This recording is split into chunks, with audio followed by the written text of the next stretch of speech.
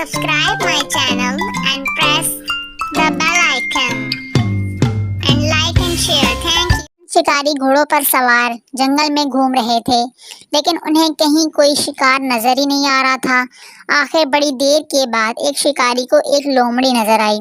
शिकारी ने अपना घोड़ा लोमड़ी के पीछे दौड़ाया। लोमड़ी अपनी जान बचाती हुई भाग रही थी कि सामने उसे एक झोंपड़ी दिखाई दी। झोंपड़ी में एक लड़की रहती थी। लोमड़ी ने लड़की से कहा, मुझे कहीं छुपा दो, नहीं तो शिकारी मुझे मार डालेंगे। भाग जाओ कि झोंपड़ी में छुप जाओ, लड़की ने कहा। लोमड़ी झोंपड़ी में छुप गई। इतने में शिकारी भी आ पहुंचे। शिकारियों ने लड़की से पूछा, ए लड़की, तुमने किसी लोमड़ी को तो नहीं देखा? नहीं, मैंने तो किसी लोमड़ी को नहीं देखा।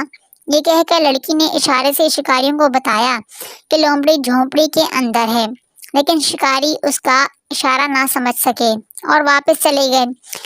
उनके जाने के बाद लोमड़ी बाहर निकली और बगैर कुछ कहे सुने खामोशी से चल दी।